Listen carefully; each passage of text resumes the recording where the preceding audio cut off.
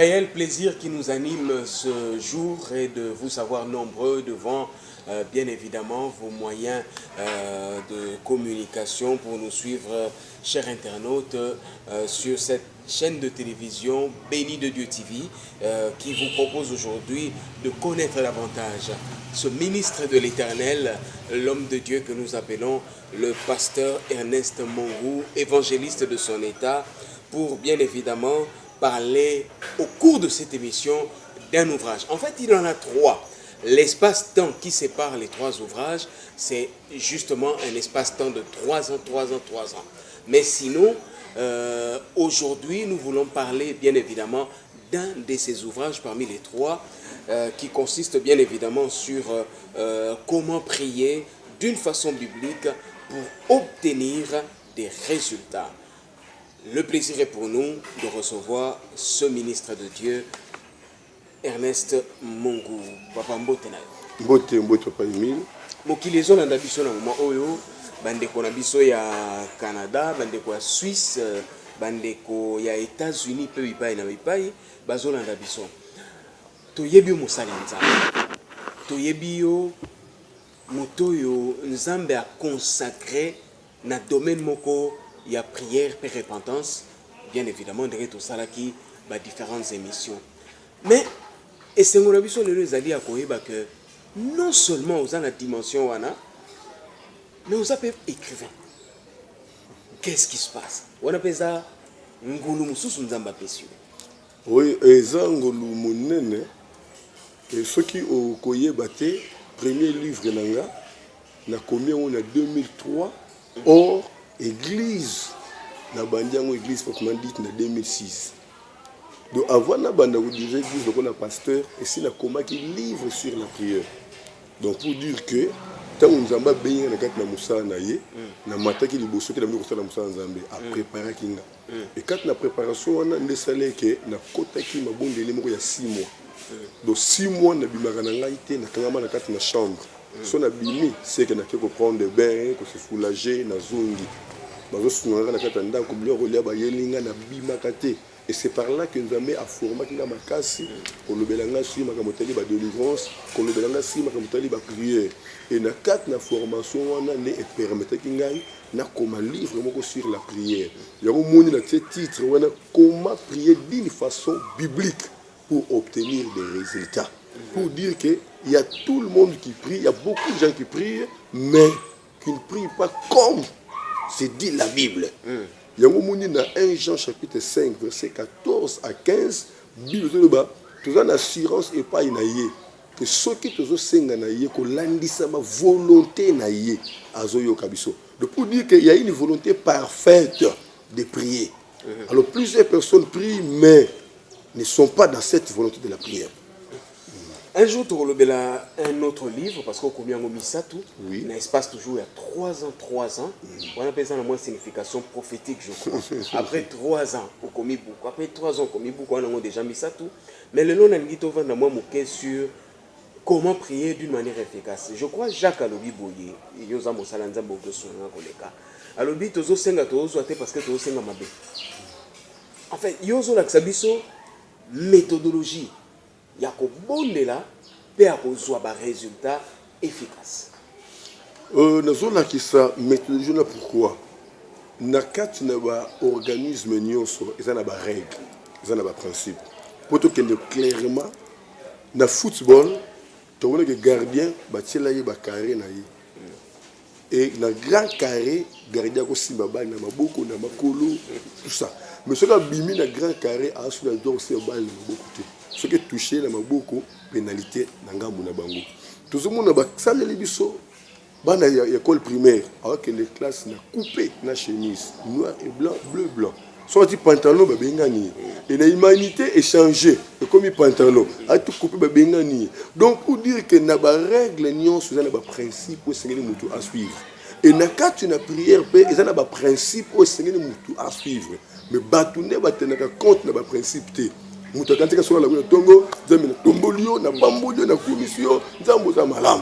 il y a des principes. Soit allé enseignement et prière, il y a dans Matthieu chapitre 6, verset 7. Alors, en priant, ne multipliez pas de vaines paroles. comme les païens qui croient qu'à force de crier, de beaucoup parler, ils seront exaucés. Donc, on a prié, ils ont même dans sens T. Ne peut seulement mourir. Ça n'est toujours bon de là. Nzambe na moni longi na yo. Ba yembi ba zo yembi c'est biso makamusi na taberé. Na moment au bible to ke mutu moko te akomona longi ya Nzambe pe azana bomoy.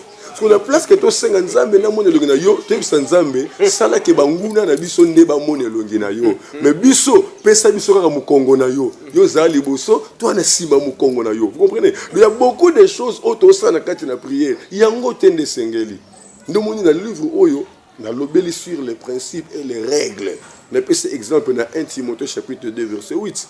Biobi, je veux que les hommes prient en tout lié. La prière n'a pas de place, non, en tout lié, mais en élevant les mains pures, sans colère ni mauvaise pensée. Donc, c'est ça la règle de la prière. Donc, Moutou, Adana Kanda, a déjà écarté la prière. Alors, il n'y aura jamais résultat. Il n'y aura jamais résultat. Le moutou on a makanisi mabe a déjà écarté de la prière. Donc ce qui va principe pour te respecter en côté. Non moni na mboka na biso, non moni na église à Congo, non moni na monde, ba te belé bazo semble la bazo te pourquoi? C'est parce que bazana kata ba règle té, ba na ba principe té, on a ba sala nzambe ba lo ba na raté. Bandimi, ba lo ba na raté. Na moment où nzambe bazo lo ba té, même moi on offrande na yo. Mais ce qu'on reconnaître quelqu'un, vous avez un problème dans le côté déposer au pembeni, kende liboso ko arranger. Matthieu chapitre 5 verset 23. Donc ils ont pas de belé bazo bondela, mais bazana kat na ba principe té, bazana kat na ba règle té. Ndo moni batu mo boza résultat pa nzambe zati. Ndo moni na prière on a lobeli point par point. Moto la dit livre on a bokebi nyonso, automatiquement il faut échanger le lengeni ya kobondela. Tout a bloqué parce que tout ça cocaté tant que tout ça fait sa offrande na biso à prière tout a bloqué et yo lobi na kati ya livre oyo moko ya ba blocage ezali pardon non pardon lorsqu'on n'accorde pas le pardon on est bloqué mais tant que lobi lisusu prier en tout lieu na kati ya livre développer les différentes étapes qui peuvent nous permettre de prier en tout lieu. Il y a la prière en intelligence, il y a la prière en esprit. C'est-à-dire que code sabiso na niveau wana. Il y a comprendre que je peux prier en tout lieu, mais na dimension bososo. Et ça c'est un des secrets où il faut bande konabiso baona dabiso et pas imunyo sur la mokili va comprendre yango parce que c'est une grande richesse. Et finalement, au évoluer, une des parties intéressantes est les positions de la prière. Alors ça aussi c'est un chapitre vaste et costaud. En ce qui concerne les positions de la prière, j'ai bien dit, il n'y a pas une position parfaitement demandée dans la Bible pour que la personne se présente devant Dieu. Et ce qui compte, c'est la position du cœur, c'est la disposition du cœur. On appelle cet exemple belé. Tu as dit que Ézéchias a prié qu'il fasse contre les murs.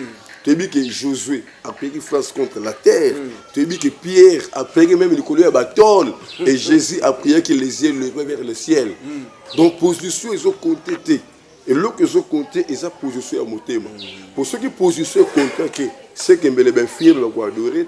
Parce que les firmes vont faire les firmes vont faire les makate. Vous comprenez? Donc, la position, et là, ils ont compté, ils ont disposition à mon thème. Parce que même les babas adorent Kanzambe. Mais à l'obagate. Mais tant que Baba s'est présenté, Nenga Zoloba, ils ont dépendre de où ils ont makata moté manaï. C'est dans l'abondance du cœur que la bouche parle. Si vous avez une position et il y a compter dans la prière en masse. Vous comprenez? Tant que vous avez 50, si vous avez 20, si vous avez 10. Mon cause au Kamba, avec tout élément. Bien aimé, c'est tout élément. Parce que Batou, il y a un temps pour se qualité. Dans quatre églises, tout le monde a patron basalier. Tout élément du colo, il y a un élément. Tout bête, beaucoup, il y a un bête en beaucoup. Or, dans l'église, geste et union, ils ont compté par une Nzambe. Batou bazoum, il y a un patron de l'église. Mais pas un ganga, il y a un patron. À quoi pas un ganga? Il y a un moni ganga. Le ngola sapat, azolenga, bang. Allez, passe à mon congo na yo. Allez, zonga machin na vie. Nyon son ganga zoloba. Mais devant Dieu, les gens, parce qu'on s'en foutait. Donc, position, ils ont influencé vraiment l'efficacité de la prière. C'est la position du cœur. Côté les makofuka makovanda kolala. mais na ba prière stratégique ndenge to bondelaka eza na prière auto bengi ya combat spirituel. Prière combat spirituel bavandaka na sete balalaka te bafukamaka te batelemaka. Pourquoi kotelema? Parce que ozo manifester o eza 4-4 na yo. Tant nzamba zo former nga na intercession na prière. Apesi nga vision ya maman moko bakangi na zamba moko boy. Nzamba la kisinga maman na le délivrer maman ona na bali ko gango non de Jésus na quoi si banzete na sali boye. Nzamba bilanga non. Ko bonela na yo ezaka ko ganga makasi te. Nga na zakat na yo. Yo pesa ordre ngamu na salaka. Vous comprenez? Donc il y a des stratégies on a voté on a expliqué dans le livre et ça makambo nzamba sololi na ngai ndena tiango na livre pour tangisa mokili ba yeba le lenge libaki pour profiter na ko samba par rapport ya ba image ya ba révélation on nzamba pesi ngai ndozo mona komi livre avant que na ba l'église. Donc yango yé avant que na ba l'église déjà na komi livre sur la prière. Donc nzamba a format nga dans l'intercession. Côté na banda ko ya batu ko prier na ba famille ko prier na ba hôpitaux ndenge na ba fois passé na bande ko la dans l'hôpital général na ke 17h na bande ko prier na ba pavillon nyonso tina tongo na zongi na ndako ba hôpitaux nyonso ya nzinga na biso hôpital ki tambo ko koloba te ba centre médical bisika na ndenge pe nzamba sena biso makamba minene. Je me souviens l'hôpital moko ya Lalou likola pour makelele il y avait un papa comme le papa Mambo avant dans quartier 3 na Masina na venu je crois avenue Mambaya je crois numéro 97 papa Mambo comme on a eu papa on a fait un accident de ko Emile pour soutenir longwe dans le colo muku ya pambezo monana batue ba bande que il fallait ba kata ba misula dans le colo musu ba bamba wana et ngata no sala ba évangélisation na rat na hôpital na kutika ya papa wana tant na simbi na déclaré par la foi au nom de Jésus na kei nanga et tant que docteur aye chirurgien aye afungola pota akuti misuni toni na kata agangi c'est pour yo nani yo nina legiawa nana utia oh non frère moka utia wa tout ça bobenga frère wana babenginga au lieu que papa wana pesanga action pose ali frère na tangwa na ki frère ya OK ngana na komi musala nzambe tina nzamba zwinga nda bandi usala misala au lieu que papa wana pesanga enveloppe ya action de grâce docteur nem ta pesanga action de grâce puis ayebisika ko banda lelo to koyi ba docteur mi balé na hôpital na ngai songa na traité na moni clarté na ko benga yo au traité na ndenge na yo et c'est comme ça que to bande ko travailler na docteur wana atatra kamu ba solo opération appendicite normal après que le ministre mkebo est compliqué yé a bengi ngamba to na yé ne ko découvrir que papa est chauffeur asiba biloko mo songolo ne ba retour c'est là papa na yamboli na bondeli pour na kimia ezwami donc c'est comme ça que moi je travaille. Toujours c'est na bande kona biso ba Holanda biso pasteur Ernest Mongo évangéliste de votre état aujourd'hui au Holanda biso partout dans le monde qu'un bon professeur n'est pas celui qui explique des théories, mais un bon professeur, c'est celui qui vous amène des pratiques suite à son propre expérience. En fait, révélation tout de suite, le pasteur Ernest Mongo, il a dit que il a commis beaucoup à Liboso sur base d'expérience les personnelles avant à Koma, mon salaire Nzambe consacré. Je vous recommande vivement, comme nous on a soukaté, mais je vous recommande vivement cet ouvrage. Comment prier pour obtenir des résultats efficaces. Et ça très important. Mais pasteur Ernest, malgré cela, on a des ennemis de la prière. Oui, il y a des ennemis de la prière. Pourquoi? Nous allons qui n'a arrêté il y a 3 jours à sec. Nous avons prié, nous avons une faiblesse moi côté lina. Et na kati na faiblesse wana na moni image ya moi si moi zobi na bolungu. Na surtout qui ça c'est quelle vision na tomboka ngambo na jeune prière 3 jours. Na beta ma kofi na mire na silika Seigneur pourquoi na bani ko lela. Nzambe bisinga Ernest yebake na moment ya losambo molimo ya pongi e utake pana nzambe te. Ne ayeko yebisanga na Isaïe 40 verset 31 que na pesaka makasi na ba oyo balembaka. C'est par là que j'ai compris, dans le moment de prière, ce qui faiblesse c'est qu'ils ont des ennemis à attaquer la prière. Nous avons énuméré, il y a des doutes, il y a la peur. La peur ne vient pas de Dieu. Nous avons énuméré les ennemis à la prière. Donc, nous avons là, ce qui se manifester à comprendre que le diable est dans le côté. il faut rejeter en haut. Donc, on expliquer que si vous priez au sentiment de faiblesse, priez dans mon ya makas. Si vous priez au sentiment que ma kansi mabe, bande ya katkat na yo, banda ko adorer Nzambe, banda ko yemba Nzambe. Même ndenge bande ko bazo na ngai partout bisika bazali, na ko c'est ça l'exercice, ba kaniselo ko bokat na bango. Bazo kanisa après ba na ko yemba.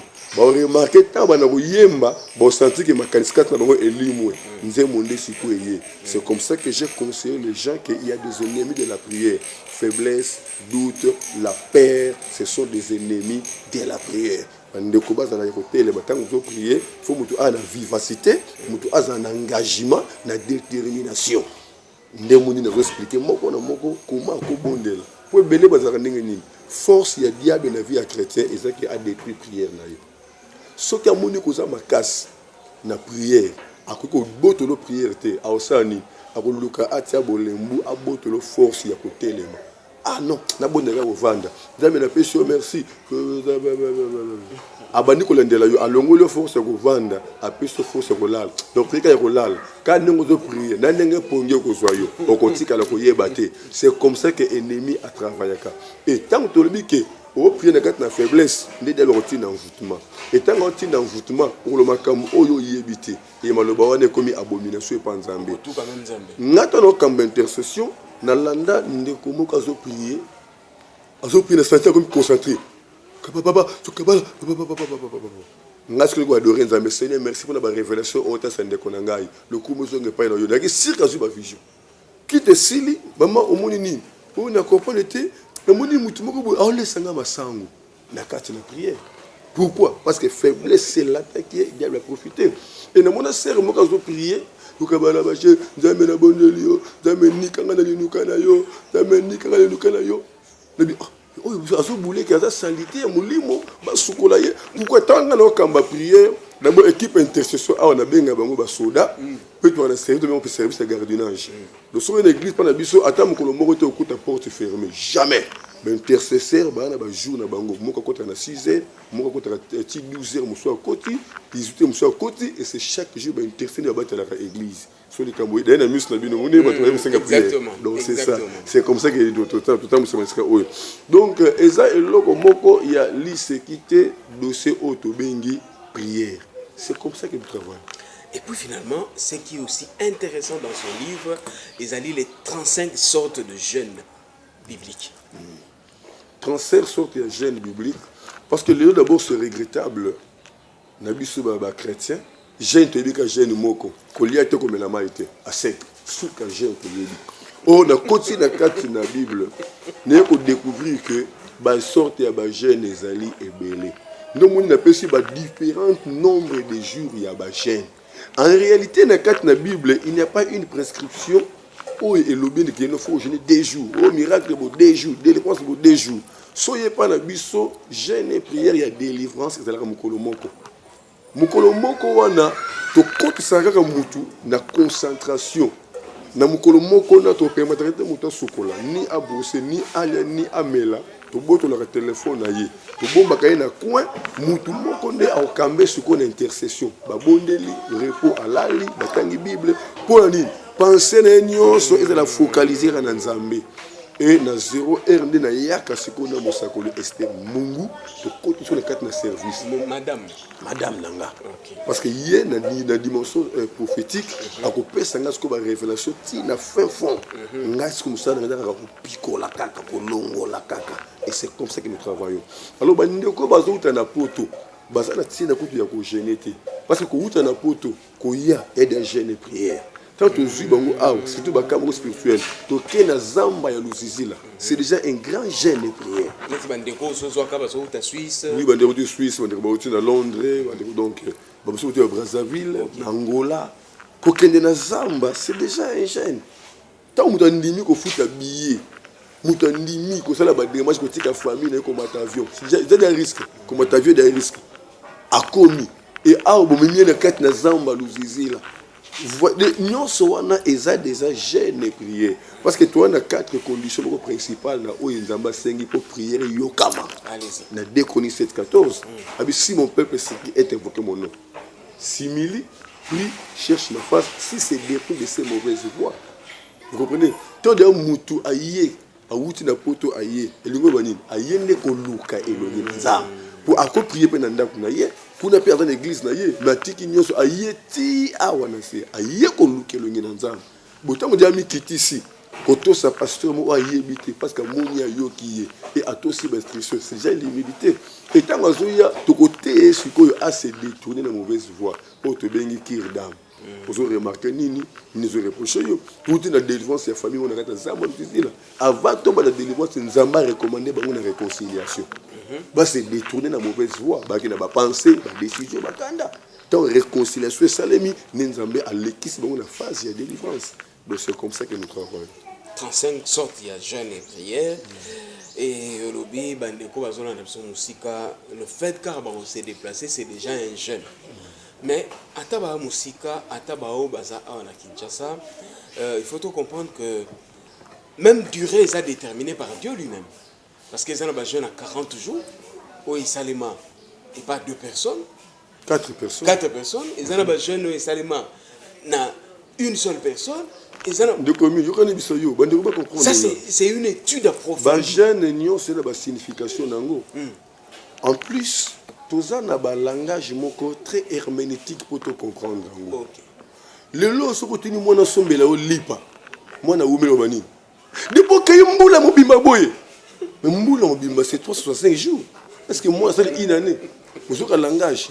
Ndenge moko pe na Bible 40 jours et ça 40 jours inti na 40 c'est ça expression le bagano et ça qui na durée. Et ça qui na durée. Et ça qui na durée. Vous comprenez?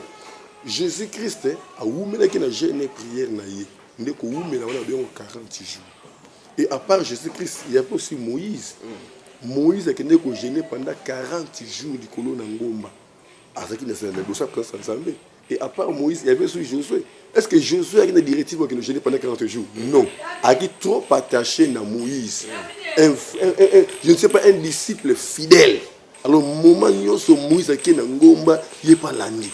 Le mouvement tout azolanda raison pour laquelle nous avons qui pouvoir Moïse attiqué par Josué pour aïe déjà le colo wana et nous avons su Élie pendant 40 jours qui bien qui s'est réfugié quelque part pendant 40 jours vous comprenez mais surtout yesuko na 14 jours batuba jeûne à 14 jours en masse baki 276 personnes ba se retourner na navire à cause ya kobanga ne ba jeûner pendant 14 jours mbonge eningisi mai masu ekomi koningana et ça veut dire bata ebele bato ezaka likolo et bango boyi kolia bakomi kobondela kobanga ko jeûner na basomo wana or Paul aki na kati na navire nzamba pesi Paul révélation kobanga te bokasa na ngambo pour la exhorter bango balena bango et il y a 2 personnes ba jeûner pendant 7 jours na kati na Bible on a 2 personnes tout le monde mutolola David pourquoi David jeûne pendant 7 jours c'est parce que azaki kosenga mawana nzambe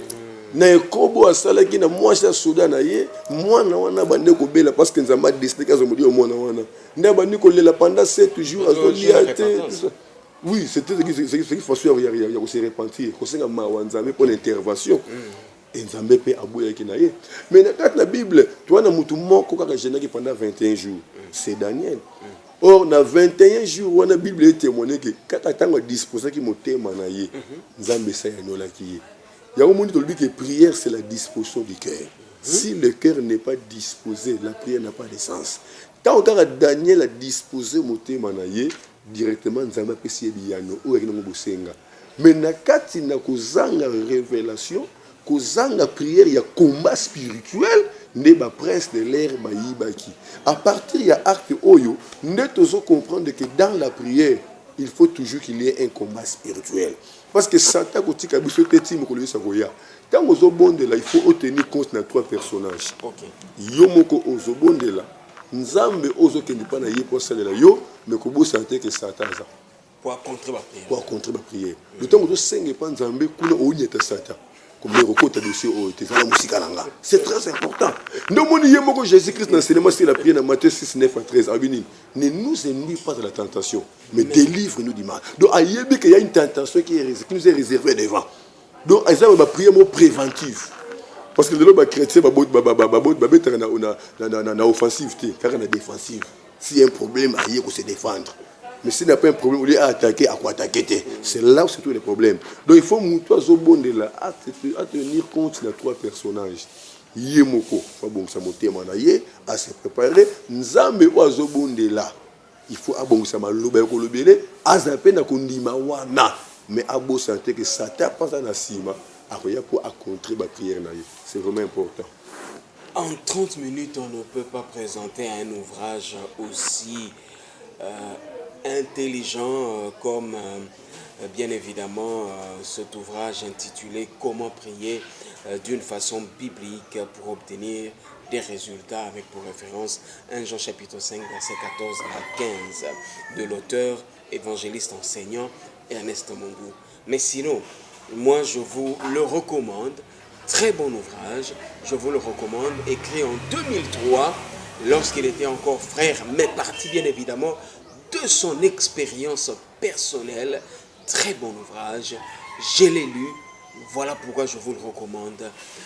Et on se retrouve très prochainement pour la présentation d'un autre ouvrage. Dans notre temps, de partout vous nous suivez à travers le monde, que Dieu vous bénisse, mais sinon, vous pouvez nous contacter à ces numéros de téléphone qui se trouvent au bas de votre écran. Que Dieu vous bénisse. Pasteur Ernest, oui, il y a mon appel Sambote, Nzamba Pesinga Ingolu, il y a travaillé un ingénieur Moko, vraiment, on dirait qu'il y a Nzamba Bengaki une révélation. Mais il s'est préparé un lien au Batunion sur le monde entier, Kota, pour recevoir un livre. Donc je crois que tu peux coordonner, moyennant Nini, Nini Sala, pour à partir de Mokili Mobesika Bazali, Bazwa, un livre. Donc Nzambe apambola bande ko biso bana poto oyo bakansaka biso baza ba fidèle vraiment na télévision na biso Bendedi TV robo santé docteur Jean-Marie Mapele papa na biso papa Alain Abinana moi mama Nadine na robo santé mama Tetengo Koli surtout ba sœur bana na ye basi mama na biso Stéphanie Nathalie Nzambe apambola bino papa Dieu donné na Allemagne sœur Ange na Suisse azomona na tete pourquoi Papa Vital Bole, même ingénieur à moi, depuis qu'il fallait qu'il y ait à comité. Nzambe a pas mon union sobozab fidèle na chaîne à la télévision béni de Dieu TV 100% Jésus-Christ. Qui m'a na Christ et dans la partage na bon na bino, li pamboli na Nzambe et na bino partout jusqu'à vous se retrouver. Toute année la prochaine édition. Bye bye. Bye bye. Bye bye. Merci beaucoup, pasteur évangéliste, enseignant Ernest Mongou, béni de Dieu 100% TV. Merci au maître de votre maître.